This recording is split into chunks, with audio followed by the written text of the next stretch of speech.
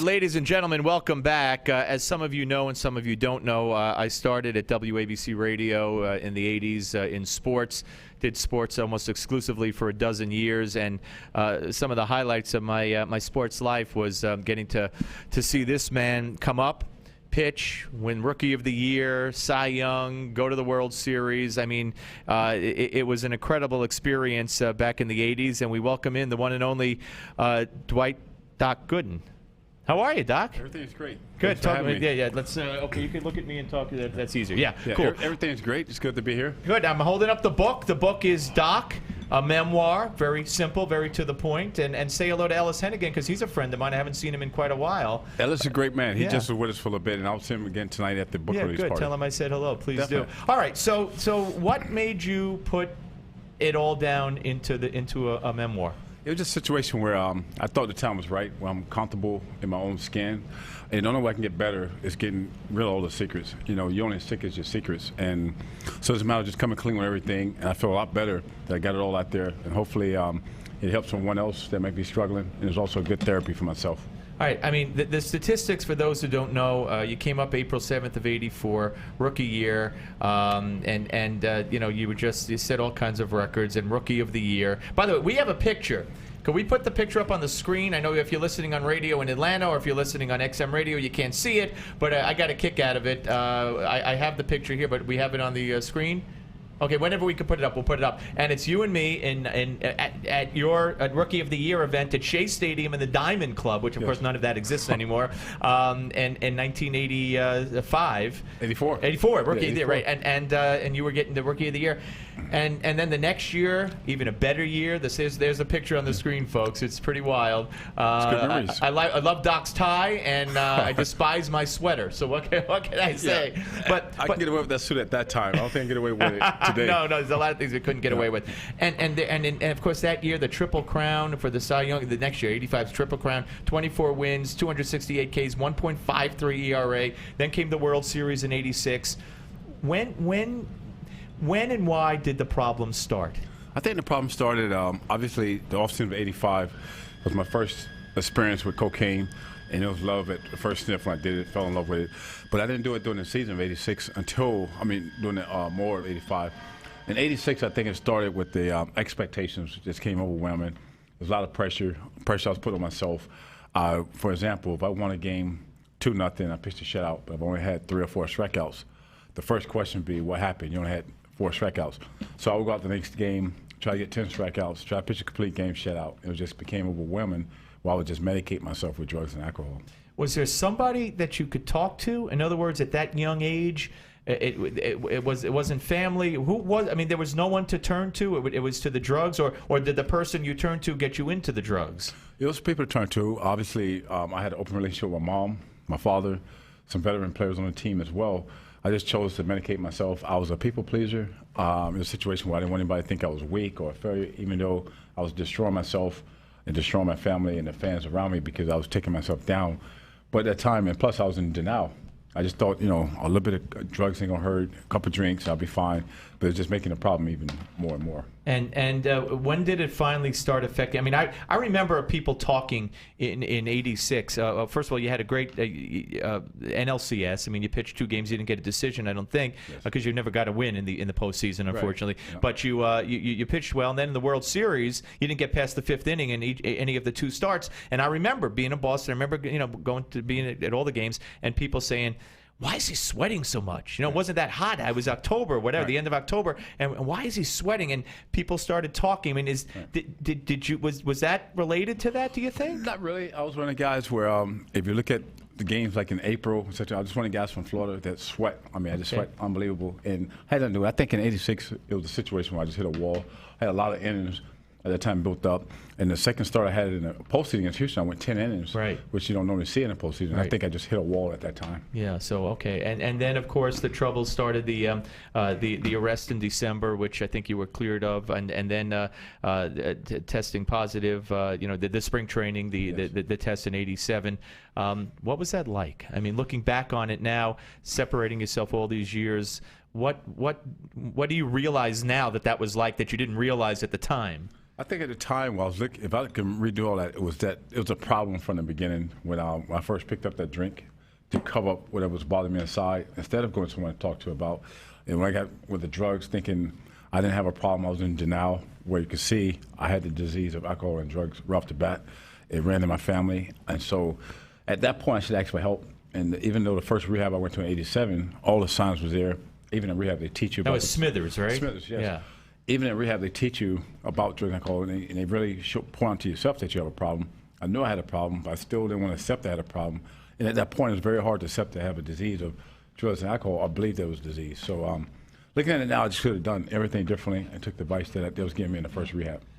Do the fans are always willing to give someone a second chance. I mean, here you were though, the next coming of Bob Gibson. I mean, and the expectations, like you say, and that helped, as you say, play into your pressures and all that. But you were going to be.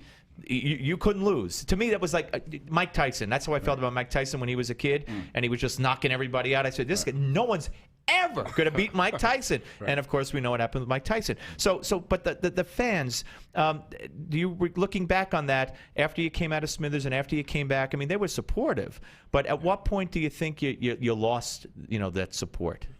The next time, or what? I think, honestly speaking, just from talking to the fans and everything. Well, not now. Now, I mean, everybody loves you and would love to meet you, and they're going to come to your book signings, which I know there's a lot coming up in New Jersey, and I know I have the list, so I'll let people know. But, I mean, then, did they turn on you then at any point? I never saw. That's what I'm saying. Even then, talking to fans now, and even back then, looking at it, it wasn't a situation where the fans turned on me or my family turned on me. It was myself being hard on myself and carrying the guilt and the shame around, and instead of forgiving myself. But when I really looked at what I was doing, carrying that guilt and shame, it was premeditated that I was using that guilt and shame to send me right back out and then relapse and use again. And so until I finally forgave myself, that was part of doing the book, where I can come clean on everything, forgive myself, and be able to move on, help others, and that'll help keep me clean. So the book is provided some sense of closure from the past, and now it's the sober Doc Gooden that's moving forward. Would that be an accurate description? That's very accurate. And to move forward, and still you have to put in the work, because your disease never sleep. Right. Take the days off. So I have to do the same. But the book was kind of coming clean on everything. This is who I am. This is what molded me to be the person I am today. This is what I'm doing about it. We're talking to Doc Gooden here on the Steve Malzberg Show, and I'm thrilled that he's up here. The book is Doc, a memoir, and it's a great read. And everything we're talking about is detailed, more than we're going into here, because we have time constraints here. But by the way, you're a dad. If I'm not mistaken, 7 children? 7 kids, 7 kids. 3 grands. Well, God bless you. Congratulations. I have a 13-and-a-half-year-old son, so you're way ahead of me.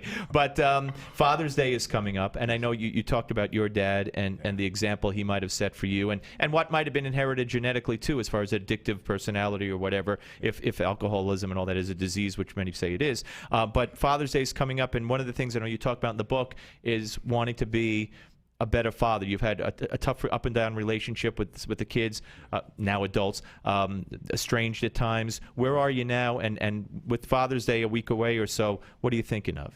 I'm thinking of, with Father's Day coming, obviously, I have fond memories of my dad. I always reminisce on my dad and the things we've been through, because my dad was my best friend. And also, at that point, I kind of analyze myself and see where I'm at of being a father, because you always want to improve, no matter how you get. And my relationship today with my kids, it couldn't be any better. And I think when I went to celeb rehab, that kind of jump-started my relationship with my kids, and not just the older ones, but the younger ones as well. We had a good relationship, and I look forward to spending the day with them on Father's Day. All the kids. I was going to say, how many could you get together? They all live together almost? Well, I got 2 kids that live up here with me, and then the rest lives in Tampa from the previous marriage. Okay. But in the summer, they all come up. So Father's Day is the one day that I have all the kids together, and we enjoy. We take family portrait and just kind of hang out. And is he going to be signing on Father's Day? Is that what I heard? What, say that again? Thursday in Huntington? Okay, this Thursday in Huntington. Where? I'm getting book review in Huntington this Thursday. What time? 7 p.m. But I also have a list here. Tomorrow, if it's accurate, Mendham Books in Mendham, New Jersey at 7 p.m. Thursday, book review in Huntington, 7 p.m. Yogi Berra Museum on Tuesday, next Tuesday, June 11th at 6 in Little Falls. And near me, Ridgewood, New Jersey, book ends on Saturday the 22nd. And then Bryant Park, right across the street. You'll be back July 17th at 12:30. But I'm not letting you go yet. I got a couple more minutes here for you. No, we're fine. The 86 Mets. Okay, I was privileged to be on the plane with you guys to the White House, to the Rose Garden. I didn't get to meet Reagan, but I got to watch what was going on. And at the time, I know conspicuous by his absence was Darryl Strawberry, and there were some other players that didn't come. And then the next couple of days later, whenever they had the parade, you weren't there either at the parade. Talk about your relationship, first of all, with Darryl Strawberry, because I guess until I read the book, I mean, I think a lot of people might have assumed that you guys were close and friends and best buddies. Yeah, it's more like a love-hate relationship. It's kind of like brothers living in the same house, don't really get along. Then you get along, then you love each other, then you hate each other. With Darryl, always very supportive of him, always wish him the best for his health and his recovery as well. But just situation, what the things in the book was stuff that took place that, like I said, if I was going to come clean, I just need to clear the air on some things. I have nothing against Darryl, but I just had to let people know how our relationship really was. But talk a little bit about, just to give a little taste of what it was like. Well, just like at the beginning, in '84, we had a great relationship. You know, two young guys. We used to ride to the ballpark together, spend a lot of time together off the field as well, spend a lot of time together on the road as well. In 1985, halfway through the season, something just changed where it wasn't the same anymore. There was a lot of finger pointing. And even once my career was over, the finger pointing was still kind of going on where I never said anything bad about him publicly, but there was being stuff said about me. And unfortunately, instead of us talking about it, we'll kind of let the friends or the mutual friends that we have kind of stir it all up, stir the pot all up, and then things will blow up bigger than what it probably should be. And the relationship with the other Mets, I mean, the '86 Mets, you know, they were a volatile bunch. There was the punching. Darryl Strawberry actually punched Keith Hernandez. Keith Hernandez punched Darryl Strawberry at one point. Who got along with who, and who didn't get along, and who did? I mean, it just seems like a crazy bunch of guys assembled that had the chemistry for a while, but it didn't last. It didn't last, and unfortunately, it's too much attention put on a team that partied too much, so they didn't win the games. But we had great players. We had a very close team. Unfortunately, even in families, you have some just don't get along, or you have problems where you get in a fight. But at the end of the day, we knew that each guy had each other's back, and our one goal was to win a World Series. Unfortunately, we only won one, which we still feel we left a lot of them on the table. I mean, it's not something easy to do, but then they broke the team up after the '88 season, and it was just a mixture of guys we brought in. Great players on paper, but the chemistry just wasn't the same. Then you go to the Yankees and George Steinbrenner. Did George Steinbrenner save your life? I wouldn't say save my life, but he recaptured my career in baseball. And what I mean by that, he gave me opportunity because when the Mets wanted to cut ties for every good reason they had, I didn't get the chance. I felt like I wanted to redo it with the fans and make things right. I didn't get that with the Mets, and then George gave me opportunity to do that with the New York fans. So get an opportunity to come back in, and basically when I met with George, we just talked about the things I did in '95. What are you doing with your family? What are your plans when you retire? We never talked baseball. So when I left the meeting, I was thinking, he just wanted to talk. He don't want me as a Yankee. The next day, he called up and said, would you like to be a Yankee? Which, if you'd asked me that in the '80s, I would say, not a chance. But at that point, I said, sure, I'd love to be a Yankee. So we met in, me and my dad met with him. An hour later, we had the deal done, and the rest was great. You know, crazy things about George, and there are people with legitimate gripes that could, you know, there were stories where he would shake a business deal in the guy's hand and ride down the elevator and say to his associate, I'm not doing that, even though he just shook on it. But he had a heart. I mean, a huge heart for, and you're one example, one recipient of that heart. That's very true. George had a side of him that he didn't want anybody to know. I got to witness that more so when I retired. I worked for the Yankees for 6 years down in Tampa. We spent a lot of time, just me and him together, whether it's at his house, whether it's on his private plane or what have you. I got to know George the person. George the person is a very caring person, cares about people, does a lot of charity work, helps anybody he can that needs help. But at the same time, he can be tough. But at the end of the day, he means well, and he'll put you in a great position to succeed. And if you don't succeed, that's when he has a problem. But he's still there to support you. And the no-hitter, did you feel, you know, because at that point the Mets had never had a no-hitter pitched in their franchise. You go to the Yankees, you win 2 World Series, you pitch a no-hitter. Do you have mixed feelings? Or I know you say you did that for your dad, but did you kind of wish that somehow it could have happened in a Mets uniform, or no such feelings? You kind of wish that for the fans and with the Mets, but the way it happened, the timing was right. Yeah. I wouldn't change it for anything because you needed it more then. I needed it more then. My dad needed it then because my dad taught me the game of baseball. My dad was my best friend. He was going through a difficult time battling for his life. So if I only gave him that one day to live with that no-hitter, yeah, I couldn't ask for a better thing than that. Who were you rooting for during the amazing Subway Series where the Mets played like they were, pennant contenders, and then they go to the Marlins and they get blown out 3 games in a row. Who are you rooting for during that series? During that series, obviously, I'm a Met at heart first. I mean, I root for the Yankees as well, but I'm a definite Met at heart. Okay. And you root for the series. They played so great every aspect of the game. They played great, and a lot of times when it's a situation like that, you almost have to question the manager because the team's going to be up for the Yankees. That's basically their season. Right. And then we got the Marlins come in. Normally teams like that tend to let down, especially young teams. But you got to have a manager, maybe Collins did. You had to talk to the team and prepare them the same way going against the Marlins. You can't have the letdown and try to build some momentum after the Yankee series. Right. All right, Doc, I got to tell you, it is a pleasure meeting you, and again, after all these years, and seeing you again after all these years. Best of luck, and you should be very proud of yourself for turning your life around. And I know the fans, wherever they see you, wherever they get the book signed, the book Doc, a memoir, it's going to be a big thrill for everybody to say hello to you. So thank you for taking the time with us. Oh, thank you for having me. My pleasure. It's always good to see you. Thank you. My pleasure. All right, stay where you are. Steve Malzberg Show. We're coming back. Much more ahead. Don't go away.